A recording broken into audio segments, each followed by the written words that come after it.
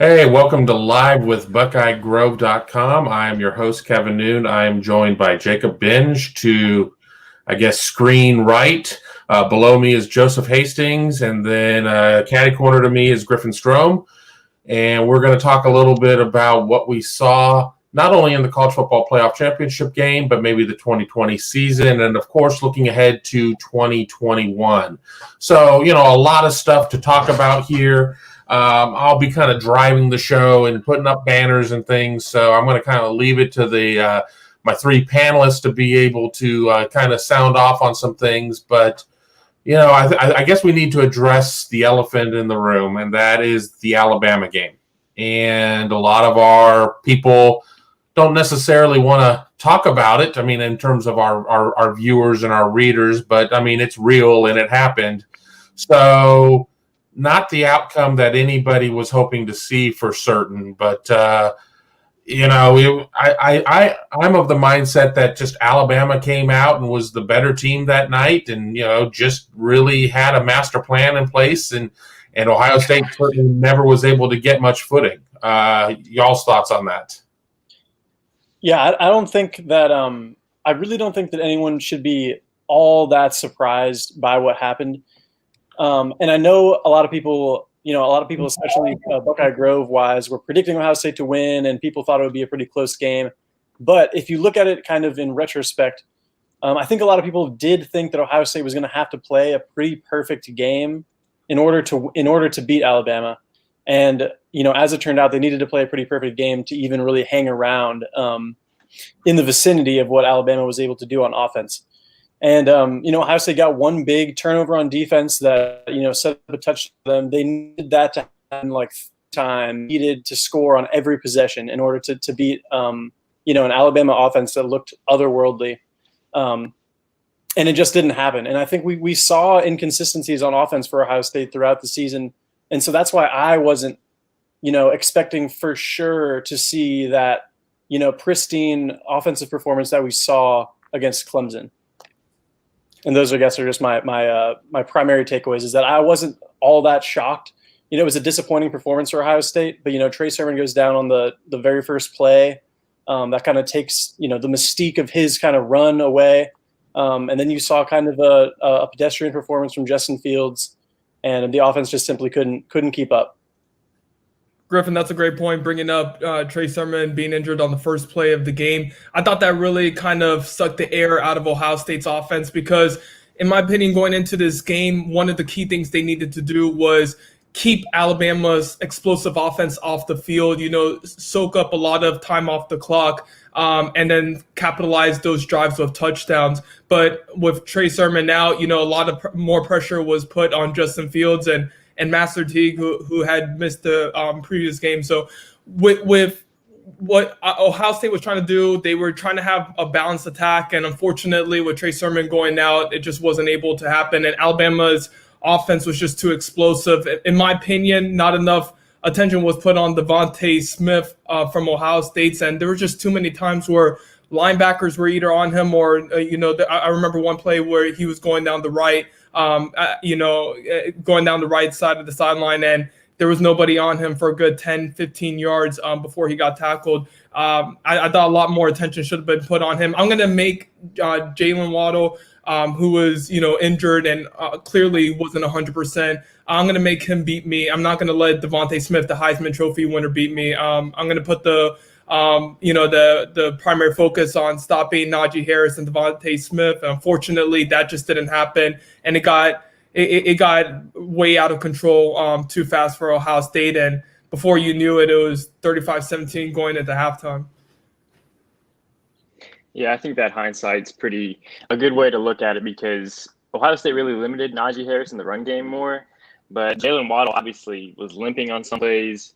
And then just Devonta Smith just absolutely did his thing, and it all came in the first half. That's what was so surprising. But Griffin kind of hit on it. Alabama scored nearly on every possession, and Ohio State had a handful of possessions that lasted around a minute or less, and that's obviously not going to win a national championship. So I thought, Alabama was bringing energy the entire game. I could see their sideline was, jumping up and down and waving those towels and just tight, and Ohio State was a little bit more flat. And so I think the energy plays a little bit of a role in that. And then the offense, the Buckeyes offense, wasn't really threatening as it was against Clemson. I thought they didn't take enough deep ball shots. The run game was a little choppy. Just wasn't really firing on all cylinders after Sermon went down so early. Yeah, and certainly the loss of Trey Sermon was a huge issue. I wouldn't put it parallel to to the championship game where Ted Ginn scored on the opening kickoff, and then Roy Hall kind of injured him, and that was that at that point. And they had so much of their offense scripted to go through Ted Ginn. But, when you're sitting there and you're riding a running back that goes for 331 against Northwestern, a $193 against Clemson, and then he doesn't make it out of the first series, and then and they don't have Mayan Williams, and I'm not going to say Mayan Williams is their number 2 running back. It certainly is Master Teague, but Mayan Williams is their kind of change of pace back, bowling ball, if you will. And to Teague's credit, Teague had a couple of, rushing touchdowns. He had a couple of nice runs, but he certainly had not had the reps. He'd not had the carries. He'd not built up the lather playing in games the way that Trey Sermon had, and to kind of inject him in that situation certainly did not help the Ohio State running game, as the Buckeyes were held well below their average in terms of rushing offense. And I also want to touch upon this, and I'll kind of throw it to you guys. A less than 100% Justin Fields, you cannot necessarily respect a zone read when you're not going to put Justin Fields in a situation to really make that read and hold on to the ball. And Justin Fields did lead the Buckeyes, if I remember right, in rushing yardage, but a lot of his runs were not the type of ones where he was really going to be in a lot of harm's way, because he was just another solid hit, not saying anything in terms of bad intent or anything. I just think a solid hit away from maybe not being able to go any further just based on the hit he took against Clemson. Yeah, actually, a couple of the biggest plays Ohio State did have against Alabama were like 20, 30-yard runs by Fields. He had a couple of those that set up scores, or maybe one set up a field goal. But like you said, there was a sequence when Fields took a hit against Alabama where he was favoring that side, those ribs again, kind of like he was against Clemson. Clearly he wasn't as stiff and limited as he was in that second half against Clemson in terms of running. I mean, there was a play in that game where he kind of just gave himself up in the pocket. You didn't really see any of that. We're never going to really know exactly how limited he was. He said after the game that he wasn't hurt bad enough, to not deliver a win. But certainly to some extent he was affected. But at this point in the season, a lot of guys are playing injured. I mean, you saw Mac Jones, was limping at times in that second half as well. I don't know how much stock to put in the fact that Fields was hurt. He looked pretty good for a lot of the game, in my opinion, and was still able to do some things with his legs. On the topic of the running backs, Master Teague, though, I wanted to say I feel like you just really saw the upper bound kind of potential for the Ohio State offense once you had a running back like Trey Sermon that has more potential and versatility to really explode in that offense. It really opened things up for them and gave them just a whole new dimension. With Master Teague, there's kind of a limit to Master Teague, in my opinion. He's a big, strong physical running back, but you don't see him breaking a lot of tackles. You don't really see him running through a lot of contact. He kind of needs kind of a straight line kind of build up to really take off, and he's fast once he gets going. But I don't know, just going back to Master Teague in that game after kind of being spoiled with the production you saw at Trey Sermon, I think is going to leave a lot of Ohio State fans kind of wondering who is going to emerge as that next guy outside of Master Teague moving forward.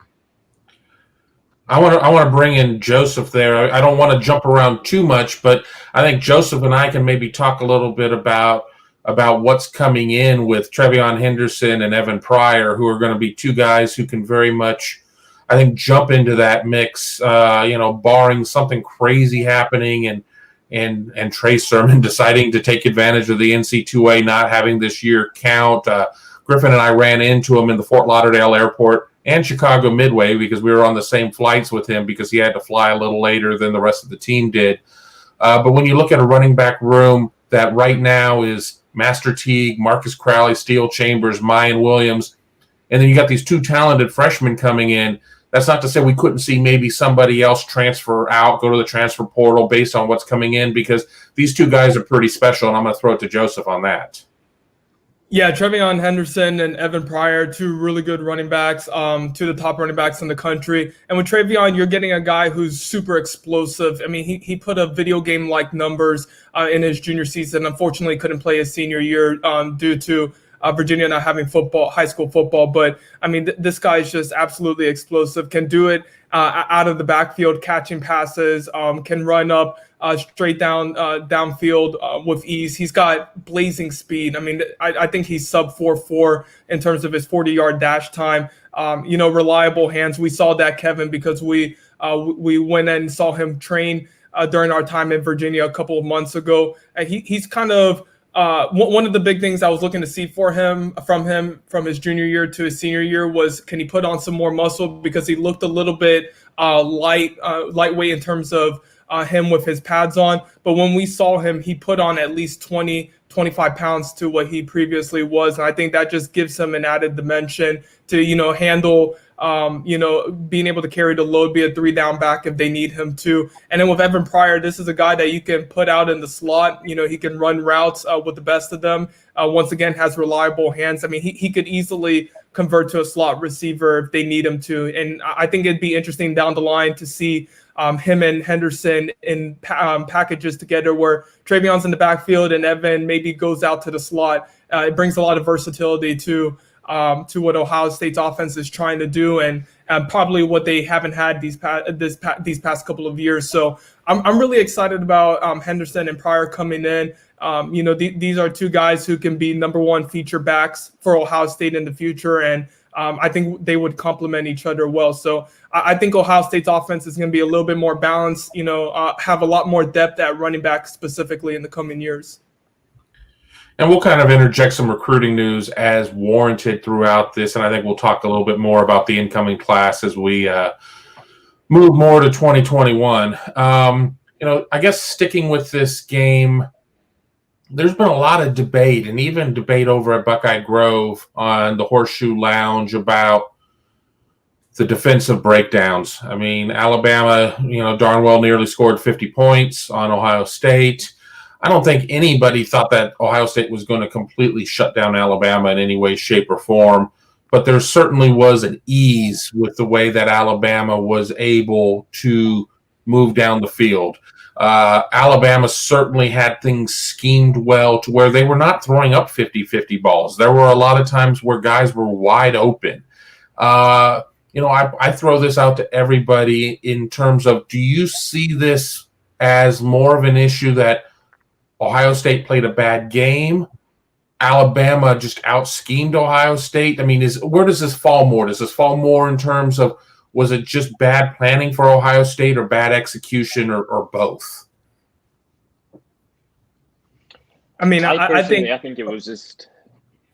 I think coming at halftime, those halftime adjustments really killed Ohio State. Seeing Alabama and what they did in the first half, where it was really Devonta Smith, in the receiving game, and Najee Harris here and there as Alabama did a lot of screens and a lot of slant passes. So those little bit by bit kind of really exposed holes in the defense. Those halftime adjustments were going to be really critical, and Alabama just kept pushing in the second half. And, just some of the matchups, saw tough Borland on some of the matchups.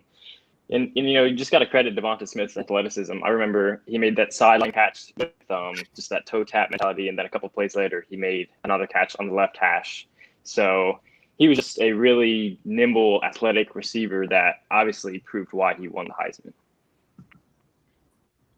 For sure. And one thing going into this game that we all knew is that, Alabama had a juggernaut offense, and it's not really too often that you see, teams in back-to-back seasons really just have everything kind of go perfectly. You have Devonta Smith for Alabama emerge as a Heisman Trophy winner, and then Mac Jones comes in and just, he's a contender for the Heisman Trophy as well, and Najee Harris, that trio there. And then you also saw last year what LSU was able to do. Sometimes you just go up against these juggernaut offenses, and there's no matter how well you try to scheme it, no matter how well you try to stop those weapons, there's just too many of them. And Alabama, they can kill you in the air. They can kill you on the ground as well with Najee Harris. And you have to really kind of pick your poison. I personally thought that Ohio State should have double teamed, triple teamed, whatever it took to stop Devontae Smith. At some point, the guy had 12 catches for 215 yards and 3 touchdowns in the first half. I'm going to make somebody else beat me. Obviously he got hurt in the second half, but you got to make someone else beat you at that point. Even if it is Najee Harris or Mac Jones, going out to Jalen Waddle or whatever, whatever have you. I just personally thought Ohio State was outmatched from a defensive to offensive standpoint. Their defense just couldn't handle what Alabama was doing at them offensively. And I think the final score probably would have been a little bit closer had Justin Fields been 100%. But even if Justin Fields played a perfect game on Monday night, I still think that Alabama would have come out on top. Yeah, I think Ohio State, they got out schemed for sure. I mean, there was some beautiful offensive play design on Alabama's part. You think about that one red zone play where Ohio State kind of had everything covered, but then they used Devontae Smith kind of sneaking out to the left side and fooling everybody, and getting Devontae Smith matched up with linebackers as we talked about before, using him out in the flats, using him down the middle of the field. They just use him in so many different ways, and then I just think it did seem like there was something of a talent gap or a personnel kind of gap when you just watch the teams play. And then when you combine that with, the scheming that Alabama was doing, it just created a situation where it was just going to be impossible for Ohio State to kind of win that matchup. When you have guys like Najee Harris, coming back for Alabama, and he was kind of limited in the run game, but you just watch the way he moves, watch the way Devontae Smith moves, what they can do to defense. You combine that with top-notch game planning and schemes and schematics. It was just a situation where Ohio State really just was outgunned, overwhelmed, and outmatched. We've been going for about 15 minutes. I want to just re-welcome everybody who's come in here late. This is live with BuckeyeGrove.com. I'm joined by Jacob Benge, Joseph Hastings, and Griffin Strom, and we are kind of talking about the 2020 season that was. Still focusing right now on the most recent game. But let's open it up a little bit more. We can kind of get back to the championship game toward the end of this, but I think that our numbers are hurting right now because people don't want to relive this game. You look at this 8-game season that Ohio State had in general, and we've all talked about it. I probably have a column forthcoming over at BuckeyeGrove.com about it. We went from looking at this is going to be a big season for Ohio State to no Big Ten season to, okay, we're coming back to, okay, but we're coming back, but we're starting late. And then the conference puts in the most stringent of testing measures to where it really seemed as if the Big Ten schools were kind of operating with the parking brake on. Ohio State loses 3 games along the way to COVID. Doesn't get to play the rivalry game against Michigan, has to get the Big Ten to come in and change the rules to be able to compete in the Big Ten championship game, goes and slays the dragon that's known as Clemson, only to make it to the championship game and to reach the summit, but not be able to plant the flag. But all in all, with all that being said, I mean, it was great to see a football season. I think that this is going to be a season people are going to long remember. And as we've already had with Texas or Busted and Zach Downing and some of the guys who are already commenting here, I think the season is going to be remembered more for all of the positives than maybe coming up short against Alabama. Yeah, I agree. Go ahead, Griffin. The main, the chief positive being that win against Clemson. I mean, that was just such a monkey off of Ohio State's back. Clemson has been a team that's been kind of haunting Ohio State. And kind of representing, the hump or a ceiling that Ohio State wasn't quite ready to get over, dating back to the 2013, Orange Bowl, and then, the two playoff losses to Clemson. I think a lot of people thought that Ohio State could definitely have gotten over that hump last year if a couple things, bounced their way in 2019. But that win, it was just such a satisfying win, for Ohio State fans in terms of getting to that next level. And that win alone kind of, is just such a huge takeaway for Ohio State from this season. Now, the championship game kind of, killed that feeling to a certain extent because it was such kind of a devastating, gut punch of a loss. But I think when people are looking back on this season, that a lot of people are going to remember first, Justin Fields having an all-time great performance against Clemson, and those two, just huge games from Trey Sermon, and look back on it as a really fun, postseason run for Ohio State, really culminating with the Clemson win and, getting to the national championship despite not winning it. Yeah, I mean, this season was difficult for Ohio State. They played the first 3 games of the season on schedule, or normally, if you would call it that. And then they had a game canceled. Then they played, and then they had a game canceled. It kept on coming at them, the adversity that they had to deal with, even starting all the way back in the summer when it looked like a season wasn't going to transpire.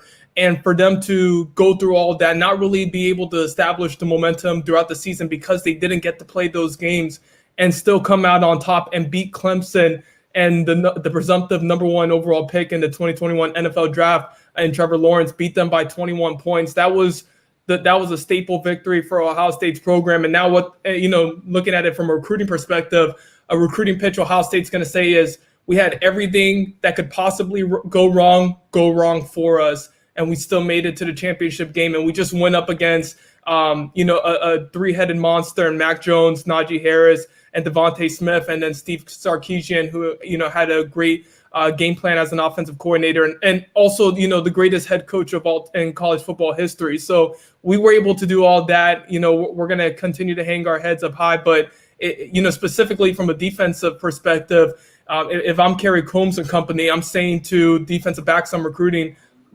we need you. Will Johnson out of Michigan, Damani Jackson out of California, we need you, and we'll be able to stop a team like Alabama and win a championship. You'll be the reason why we win. We need you to get over that hump. So I think this was actually a really good, as good of a season as it could have gone considering the circumstances for Ohio State. I think for me, this season was like a marker of what this Ohio State team led by Ryan Day can do. Because last season in 2019, it was all about, the new head coach, the new transfer quarterback, and the pieces of the puzzle were starting to align, and you could see where it was going. And then this season was kind of like, all right, what next step can Ohio State take? And then obviously the issues with the pandemic and the canceled season and whatnot.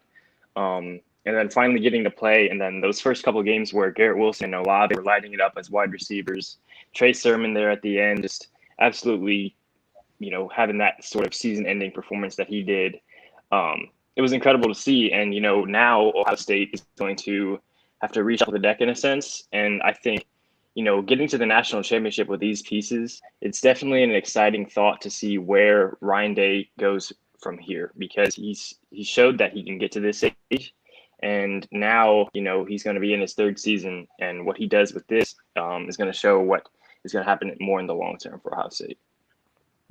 And that exactly brings me to kind of where I want to go to next with Ohio State having to reload at some positions, because we're going to see the declarations for the NFL.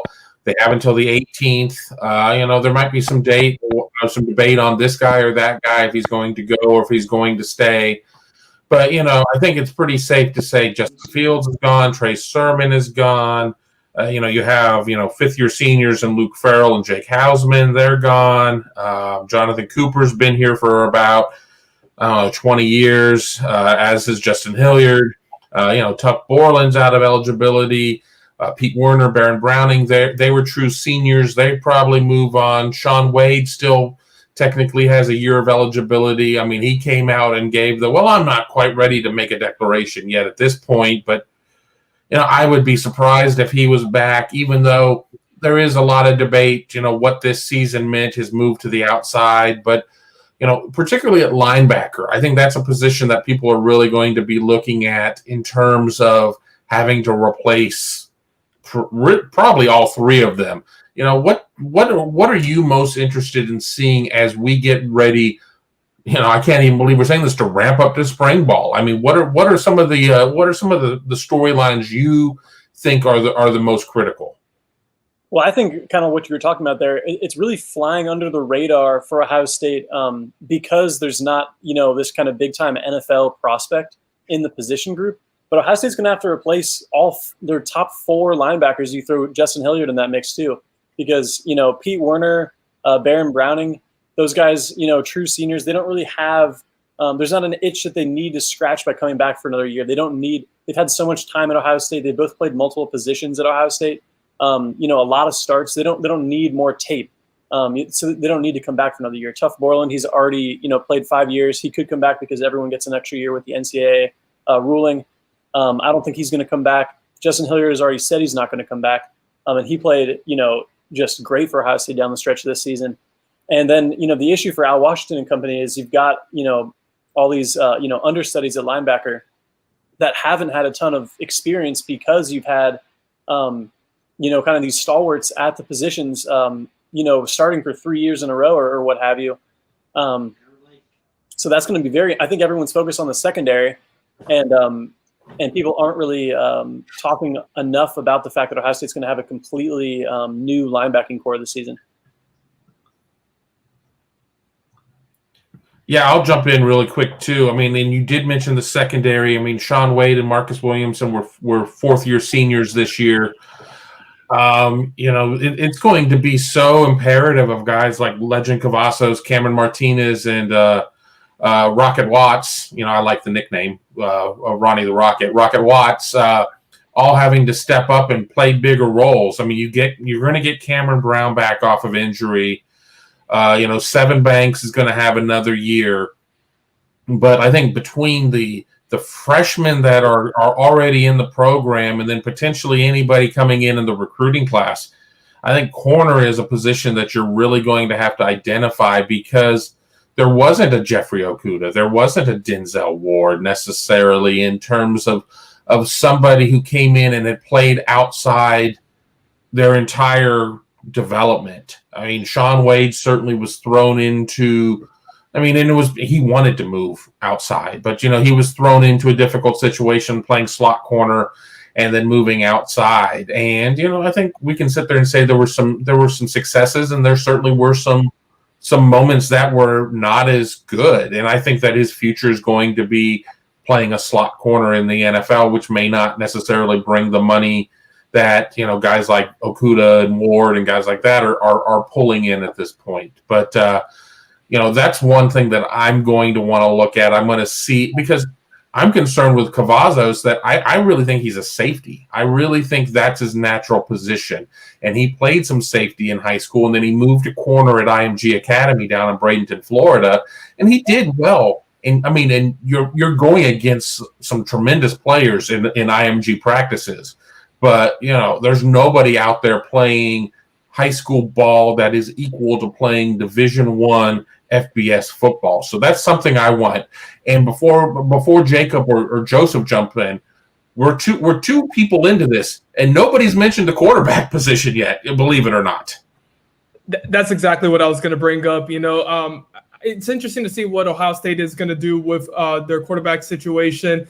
Obviously you got Kyle McCord coming in. And, I was extremely impressed with what he did in his senior campaign. I mean, he put up big game after big game, but then you also have CJ Stroud and Jack Miller and, already on the roster. What's going to go on there? And that's why I view 2021 as kind of a transition year for Ohio State. I know, coming off a national championship appearance, that's something that people may not want to hear, but there's going to be a lot of moving parts and a lot of moving pieces. And I think there's going to be, especially early on in the season, just some mishaps there, from lack of experience and adjustment for these Ohio State players. And I think this team would be talented enough to make another college football playoffs, but I still think, there may be another year down the line from contending for a championship like they were this season. So just that inexperience specifically at quarterback, and then also at, you're going to have to replace those linebackers we talked about. And then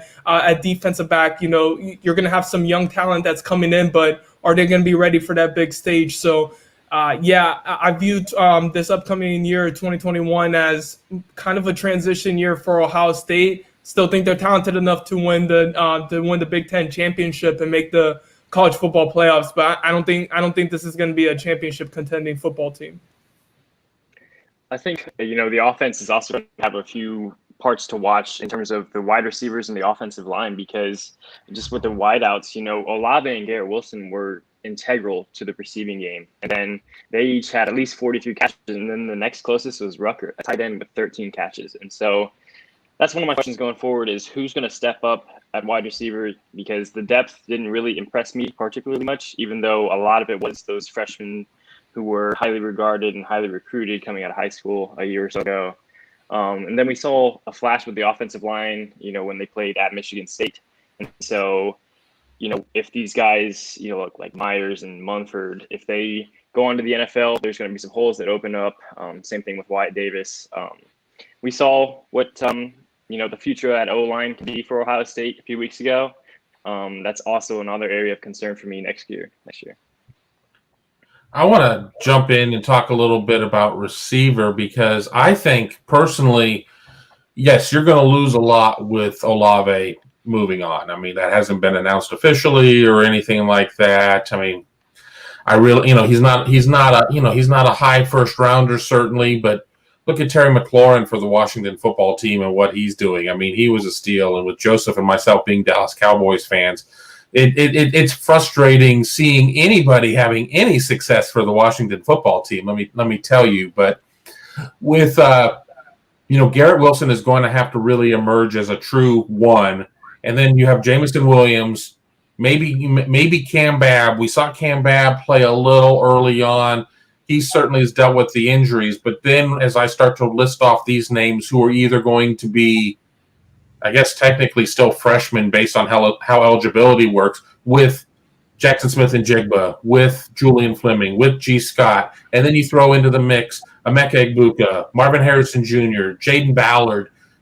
They're long on talent, maybe a little short on experience, though. We did see Jackson Smith and Jigba really at times emerge as that third receiver, even more so than Jamison Williams in certain, at least in targets. I think if you go to the PFF.com snap counts, I think for sure Jamison Williams had more snaps on offense, but it felt that maybe there was a little bit more rapport between Fields and JSN, if you will. Your thoughts on just what the receiver position may look like, Joseph? Yeah, the receiver position is going to be stacked for Ohio State in the coming years, and that's why you have a guy like guys like Kyle McCord and Quinn Ewers, the number one prospect out of Texas, wanting to play for this team, because if you go to Ohio State as a quarterback, you're guaranteed to pile up the stat sheet just because of how many weapons you have on offense. And then also, I think those receivers are going to be able to shine once the running game is established and they have a consistency. I mean, this team ran for over 200 yards per game. They were a really good rushing team, and now you're going to have Travion Henderson, Evan Pryor, joining the group that's already there. I think it could just take the offense up to another level, and that takes a lot of the pressure off of the receivers, because they're going to have to focus on those running backs that are in the backfield too. Maybe Evan Pryor goes to the slot, but Emeka Egbuka is somebody that I think has a chance to come in and potentially see a lot of early playing time in 2021, because he just does so many things well on the football field. When watching his tape, and I've watched it countless times, there's no weakness that I can see in his game. I mean, he's not the fastest, obviously. He doesn't have 4.3 speed. He's not the tallest out there. He's 6'1", but he just does everything right. He's a fundamentally sound route runner at wide receiver, can run the route tree, can go downfield on go routes, can go over the middle on slants, really strong hands, can take hits after catching the ball and hold on to it. So I'm expecting him to really emerge as one, not maybe a number one or number two. Obviously, that's going to be reserved for Garrett Wilson and one of those other freshmen that you talked about. But I think Emeka Egbuka can really step in and fill in some big shoes there. I'm going to get to Texas or busted question in a minute, but I want to kind of stay on the path that we are as we're talking about 2021. And again, you're watching live with BuckeyeGrove.com. I'm your host, Kevin Noon. Joseph, Jacob, and Griffin all join me, and we are talking about wrapping up 2020 and moving on to 21. I've got our scholarship breakdown for this season. I'm kind of looking at some names here, and I asked the question to you all outside of the quarterback position, which seems to be the most obvious. Who is it that you're looking, who needs to make the largest step up going into next season of somebody who was not on the field a lot this year? And I'll even go first because I'm the one coming up with the question, so I've already got my answer in mind. And I'm going to say Zach Harrison. And y'all may be like, well, you just took the easiest answer right there. Well, sorry, that's what I do. Ohio State did not have a Bosa, did not have a Chase Young this year. They did not have that dominant rush in that you have to put 2.5, 3 guys on. That guy may be coming with Jack Sawyer, and I'll let Joseph talk about that because I'm going to ask this question going into the recruiting class in a second. But, Zach Harrison came in with all of the fanfare in the world. Certainly, started off when he had Chase Young out there, not as much focus on him, and he was able to get out there and make plays. But, it wasn't a case of when Jonathan Cooper and Tyreek Smith, who are both very good players in their own, but generational players are only supposed to happen once in a generation, and Ohio State's had 3 of them in a decade. I mean, the short end of a decade. So I think there's a lot of pressure on Zach Harrison to really kind of step up, and I'm not saying he needs to be Chase Young, but I think he needs to find more consistency, and I think that he needs to find a way to convince Larry Johnson that he needs to be out there more snaps a game, because when Ohio State has its full complement of weapons, he's only out there 30, 33 snaps a game. And I understand that they're trying to roll 6 or 7 guys in that position out there. But when you are good enough to warrant to play 45, 47, 50 snaps, he's going to play you that. And he hasn't just gotten to that point yet, in my opinion. Yeah. No, that's definitely an obvious choice right there. I think I feel like I even remember, Joseph in kind of our predictions for what guys' numbers could be this year if they were going to play a full game. I think Joseph was predicting a double-digit sack year out of Harrison this year. And I think a lot of people were expecting a huge year out of him as he kind of assumes the role of some of these, generational talents at defensive end for Ohio State. It hasn't happened yet. And, it was such a weird year. I don't know how much you can hold it against him. A couple names for me, though, that I'm kind of thinking about on the secondary. I don't know if Ohio State fans have just kind of given up on Tyreek Johnson, a former 5-star, big-time recruit. With all this stuff going on in the secondary this year, I mean, he didn't even, sniff the rotation. I think a lot of people have got to be wondering, what's going on with his kind of development. Will he, ever play a role in that secondary? You'd think that, at some point he would, but it hasn't materialized yet. And then, Marcus Hooker, what happened with Marcus Hooker in the back half of the season? I think that he was, kind of much maligned for his, mistakes in the Indiana game specifically. He kind of just got completely benched, and he had some injury issue he was dealing with that forced him out of maybe the Big Ten championship game.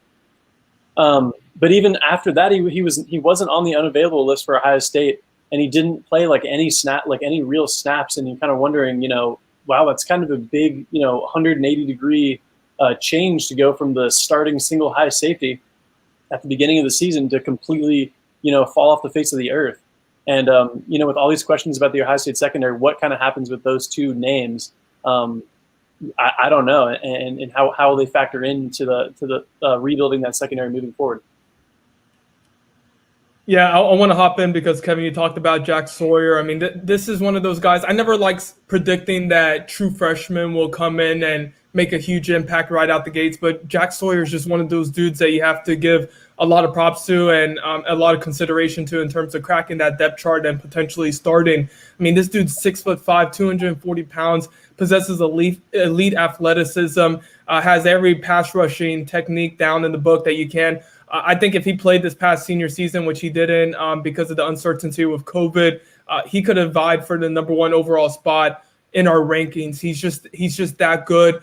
And one thing that I do like about him is because, sometimes at the high school level, when you're that dominant and that imposing of a player, especially Jack Sawyer being that physically imposing, is that you kind of rely on that athleticism and that power that you just have and don't really put those fundamental techniques and skills to the test against lower competition. But Jack Sawyer was always somebody who was using swim moves or spins and, doing those moves that you're going to need to use at the collegiate level. I think he's going to be really prepared for this upcoming season, especially since he took last year off and he focused on his training. I'm sure he was talking with Larry Johnson during that time and working on those skill sets that he's going to implement this year. So I'm really excited to see what Jack Sawyer can do. I think he can step in and come in and contribute big time and potentially start for Ohio State during the season.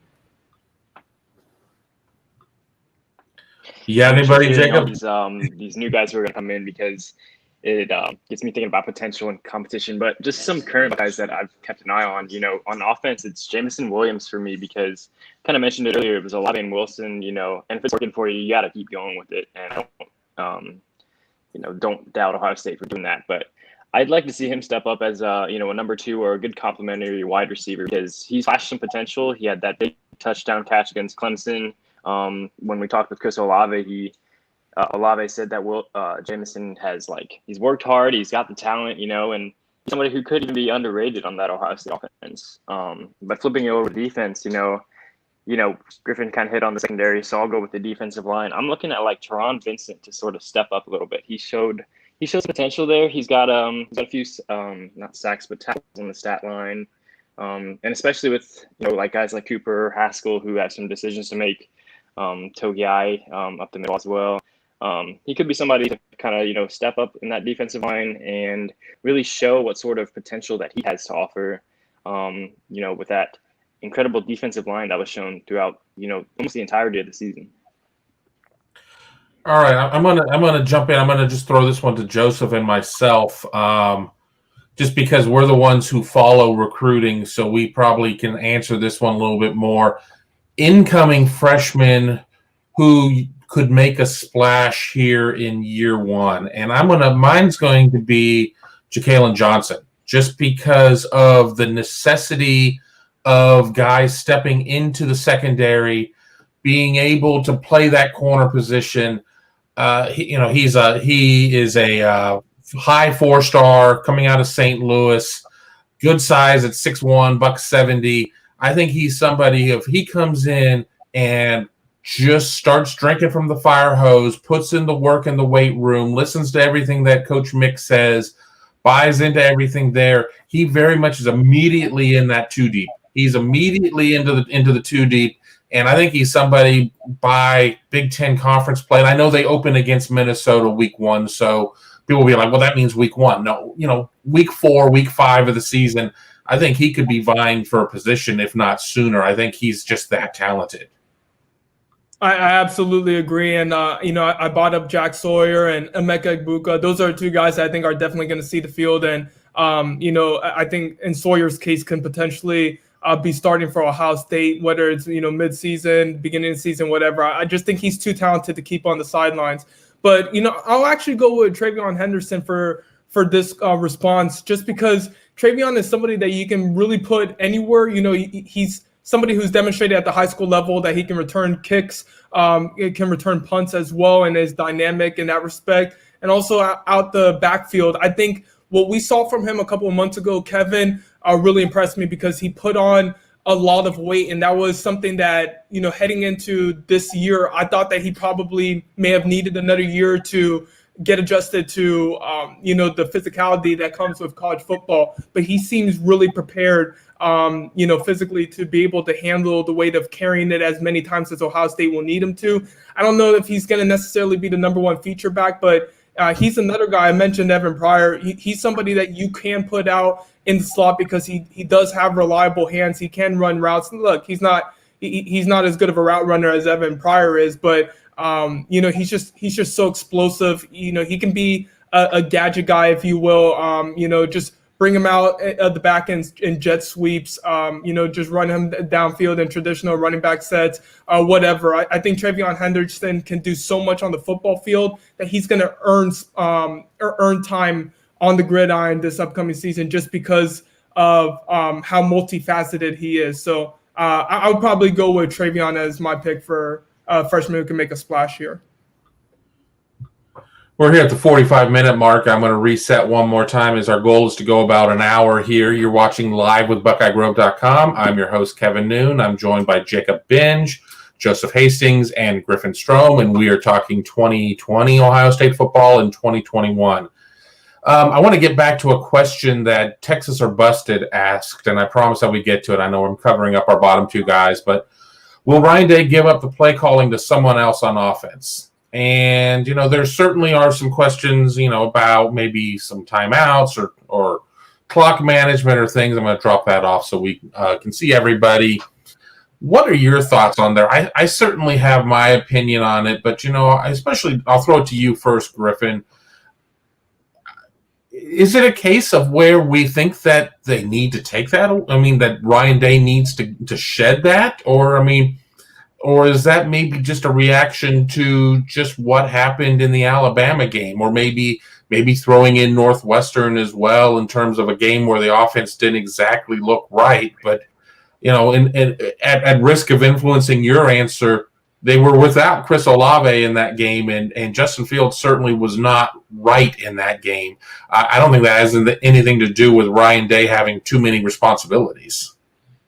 Yeah, I think that's a bit of an overreaction to what Ryan Day's offense and things of that nature was able to do in comparison to what Alabama's offense was able to do.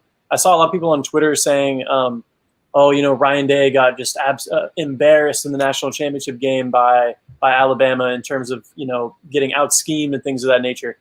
And I don't know, so much of like what Ryan Day is supposedly bringing to the table is his kind of offensive play calling wizardry in the passing game and all that.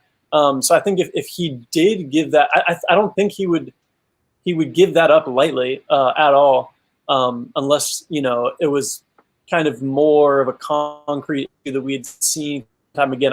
It's nowhere near the point, because who are you even giving that up to at that point? Like Kevin Wilson, or are you bringing someone else, in? Because the quarterback's coach is kind of a young, up and coming coach. He's not really someone that you would, put in a position to kind of contribute in that way. So I think it's kind of an overreactionary thing to say. And I think honestly, if you just compare what happened, in Alabama, maybe he got out schemed, out game planned, and whatnot.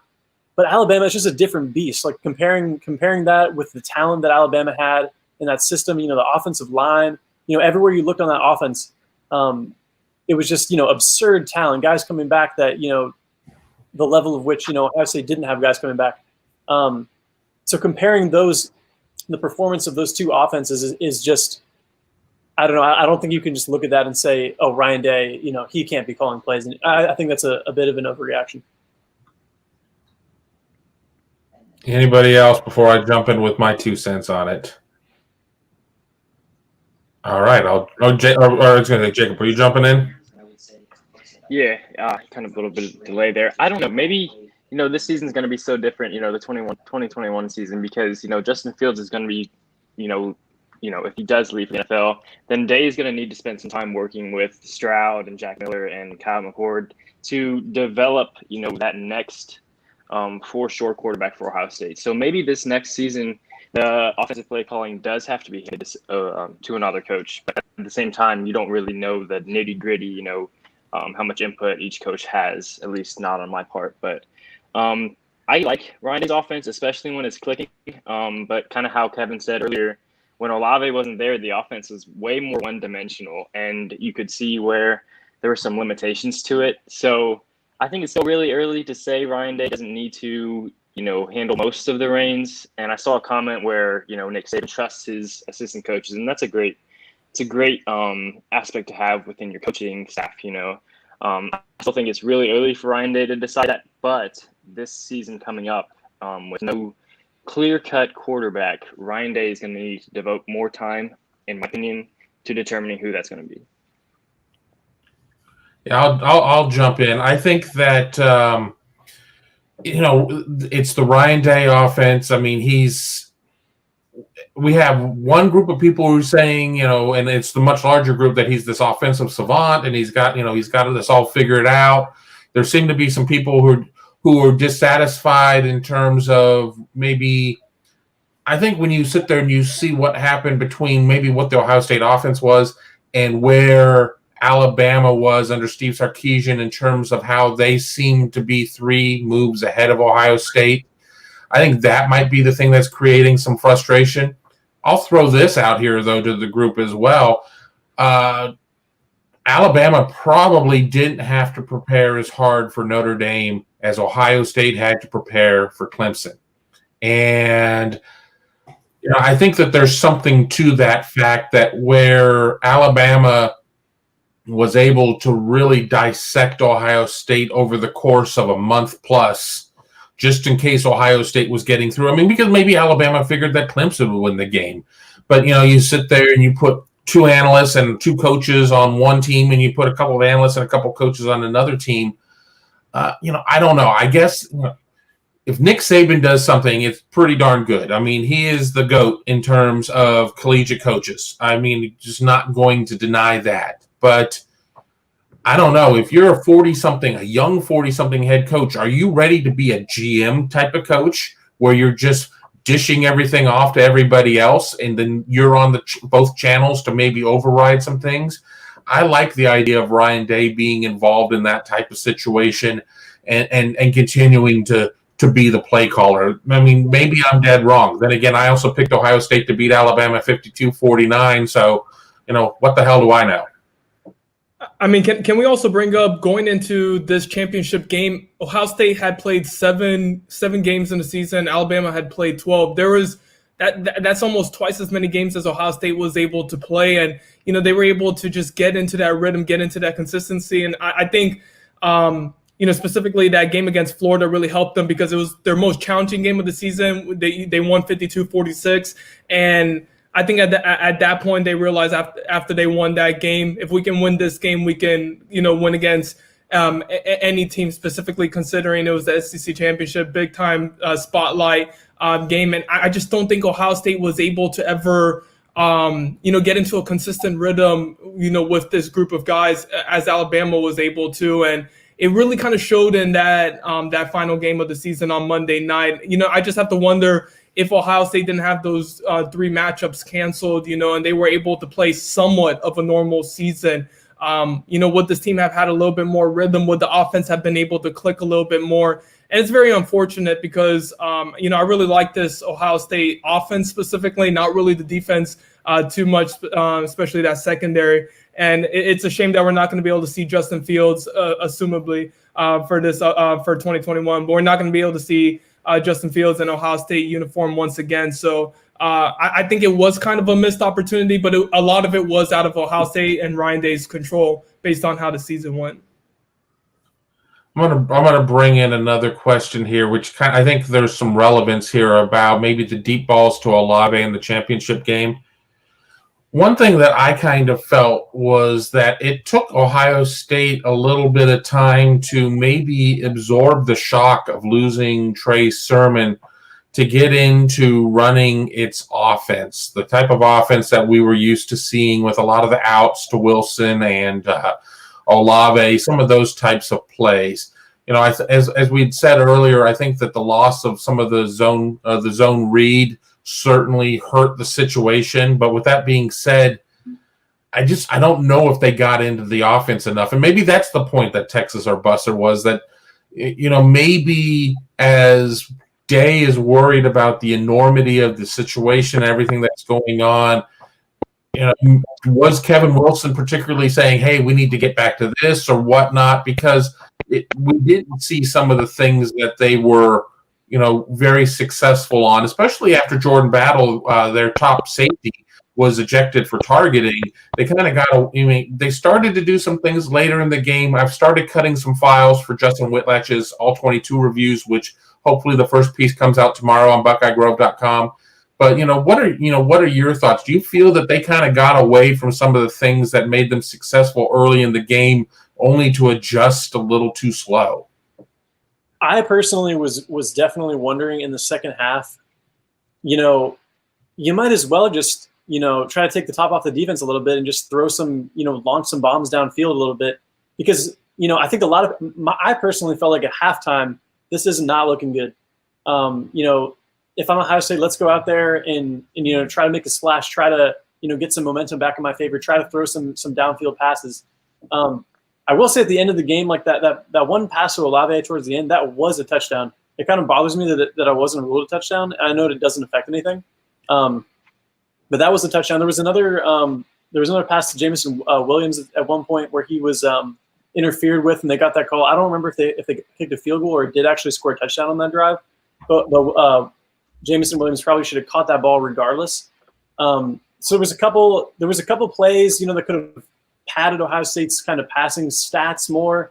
Maybe another touchdown on the board would have made things look a little bit better. But yeah, there definitely was points in the game when I was wondering, why not just take some shots on the field to Olave just to see what happens? Because more often than not, as we've seen throughout his career at Ohio State, Chris Olave generally makes those plays. So taking more stabs at that was definitely going through my mind during the game. I'll jump in with my own comment here real quick. I guess I can take it down. Or how about the touchdown that they didn't review where the receiver had his foot down? It was kind of a left foot, right foot situation, and his left foot was inbounds, and his right foot came down after it, and they refused to review it. Ryan Day takes a timeout. They still won't review it. I mean, at that point, this was just to help, make the margins smaller. Burn the challenge. Use it. Make them send it upstairs and make them tell you why they're not calling it. But, kind of is what it is. Yeah, I kind of see that point a little bit there because, it was mentioned that Trey Sermon went down. I wonder how much of the offense, going into the game was give the ball to Trey Sermon and let's see what he can do. But once he went down, I felt like Ohio State should have relied a little bit more on the deep ball just because Master Teague, I felt like his runs weren't very – they didn't swing the momentum too much, at least for me. And maybe Justin Fields was hurt a little bit more, and maybe he couldn't, open up and make those deep passes. But at the same time, he did that against Clemson. He showed that a little bit earlier on in the game. And so, I don't know. Maybe Ryan Day wanted a little bit more of a balanced offense because just looking at it, they ran 29 times, they threw 33 times. Kind of similar in that balance regard. But yeah, I just felt like they didn't throw enough deep balls and take those shots to just get them back in the game quickly, especially with Alabama scoring so fast in that second quarter. I got one more topic, and then we'll call it a show as we're closing in on the hour. Let me hit the banner right there. The Urban Meyer to the Jacksonville Jaguars news. As of the time that we are putting this show up live, nothing is official. Urban may or may not have been spotted around Jacksonville. A lot of reports on social media from the national writer types that it is imminent, that maybe the I's haven't been dotted and the T's haven't been crossed, but it certainly seems to be happening. What are y'all's thoughts on this, and how do you think he'll do? All of that good stuff. Because, and I know we could talk about this for an hour, so we'll just try and limit it to a couple of thoughts. Hey, I'm excited about this, and I don't want to get too hyped up about this because I know you are up there in Ohio, but I'm in Gainesville, Florida. I'm an hour and a half away from Jacksonville. I really want to see what Urban Meyer can do with this team, especially with Trevor Lawrence coming into the fold. I don't know if Jacksonville is as sexy of an option as the Los Angeles Chargers are because, you have so many offensive weapons there and Justin Herbert, who looks like a superstar already, but Trevor Lawrence is going to come in, and I think Urban Meyer is the perfect guy to help him, develop as a quarterback and put him in an offense that's really friendly. And, Jacksonville's kind of been an adult team. Even when they made it to the AFC Championship a few years ago with Blake Bortles, they never have been that team that people really want. You want to see them on prime time. You want to see them, against some of the top teams in the NFL, and they're going to be must-see TV with Urban Meyer and Trevor Lawrence. So me being an hour and a half away from them, I'm definitely going to make it out to a couple games this season. Yeah, I'll jump in and say I'm a little skeptical about it, just because you look at the career of a Nick Saban and Nick Saban and Urban Meyer. While I think we'll all admit that Nick Saban is kind of on another level at this point, those are two guys that you compare a lot when talking about great college football coaches of this modern era. And Saban had his little stint in the NFL as a head coach, and then kind of came back, and it didn't go well, and he comes back down to college, and then has this dynastic run to kind of solidify his place as who he is. I just kind of worry with Urban Meyer, will it flame out in the NFL, and will that kind of tarnish an aspect of how people kind of look at his career, whereas as he left things now, after Ohio State, his run with Florida, obviously, you kind of look at him with this reverence, and you don't want to see him kind of fizzle out in the NFL and kind of cheapen his legacy. That's my first kind of reaction to. It might seem a little cynical to say that, but that is kind of my first reaction on that news. I can kind of share that sentiment because Urban Meyer, I associate him with winning. And, I know he does the same. He lost very little, if at all in some seasons. And heading to the NFL where, losing is a little bit more commonplace. But with Jacksonville, they're in a weird situation in the AFC South where the Colts might need a new quarterback next season. The Titans seem like they're, the leaders of that division, but they lost against Baltimore last week in the wild card round. And then Houston, if Deshaun Watson sticks around or if he bolts, then, that division's kind of in a state of flux. And just looking at the Jags, they scored the second fewest points in the NFL, or the AFC rather. That team's going to need a little bit of work, on both sides of the ball.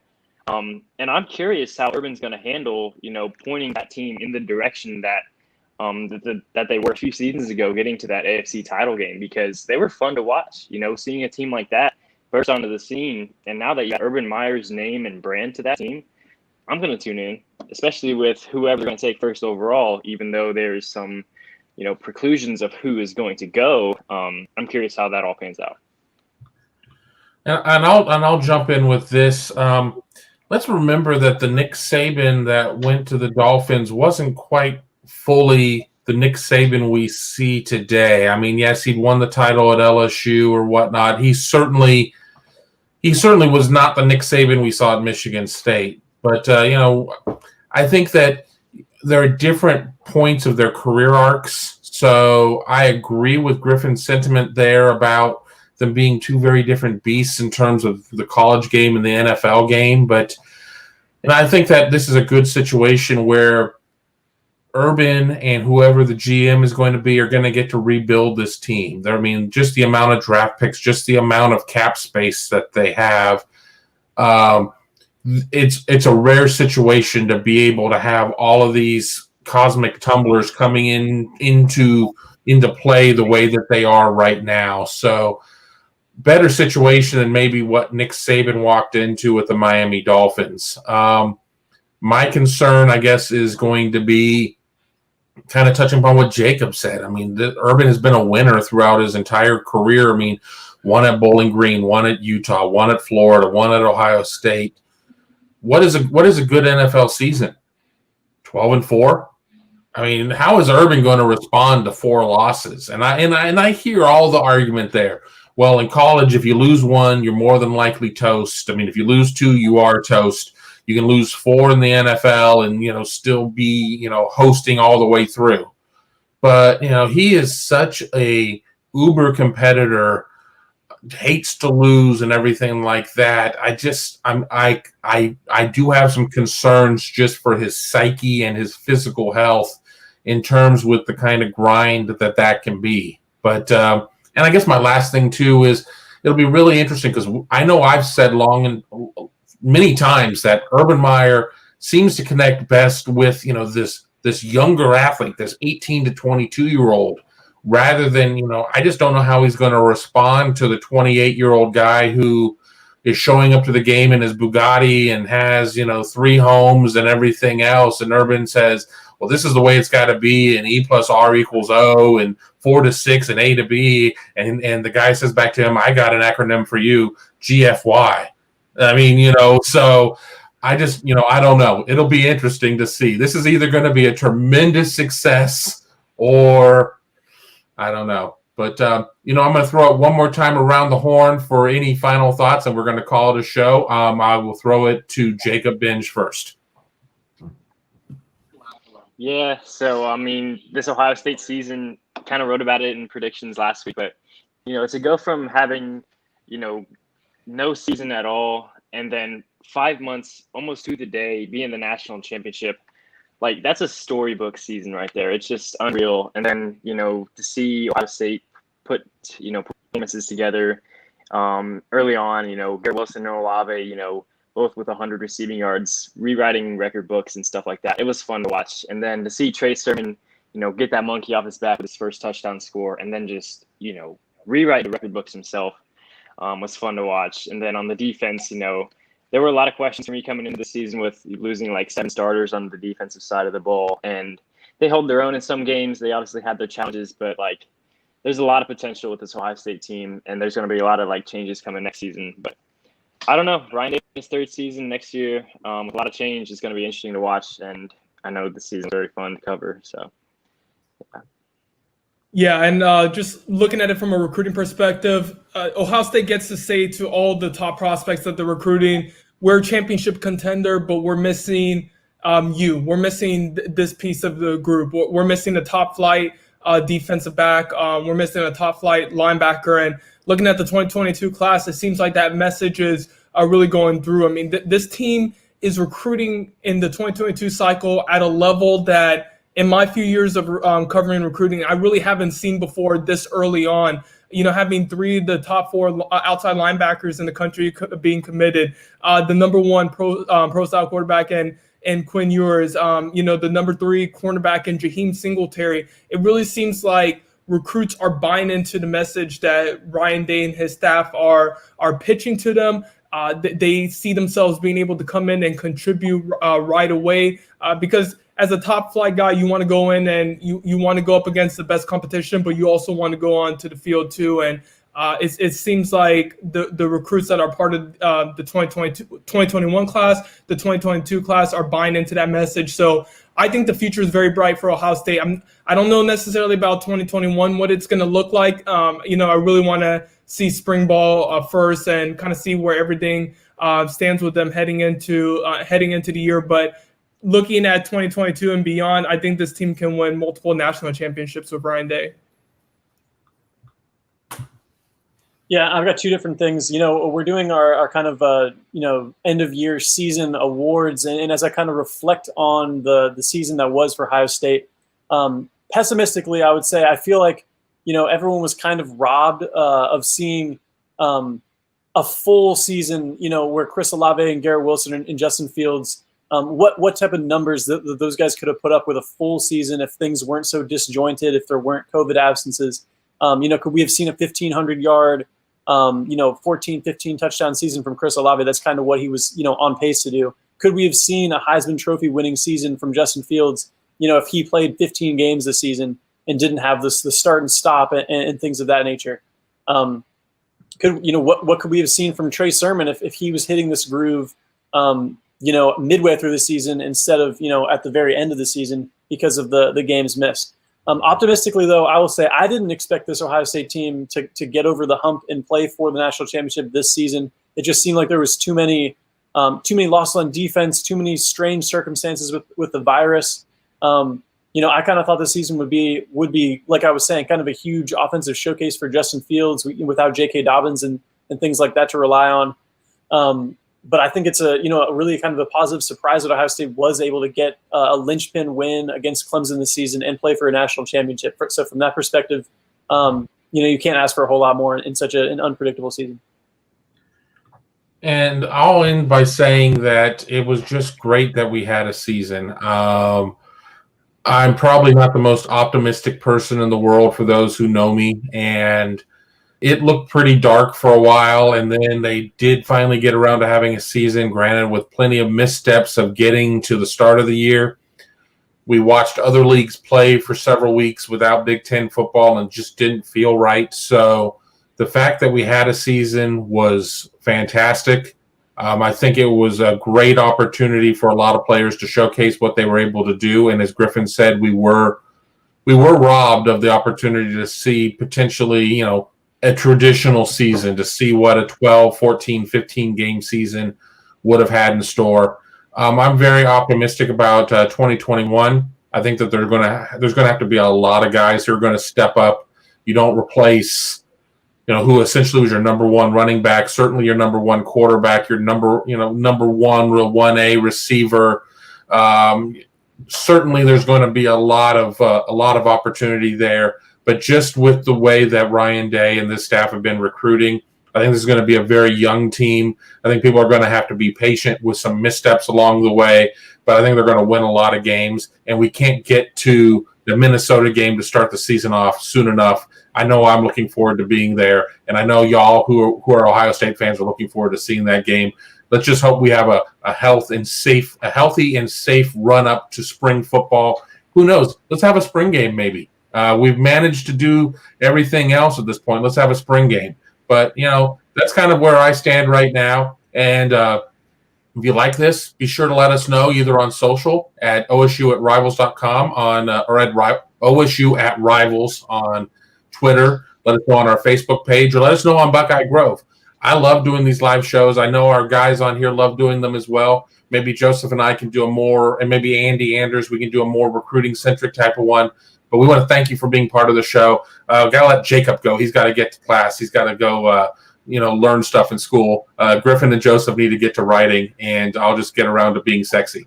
But, thanks a lot for watching the show, and we'll talk to you here very soon.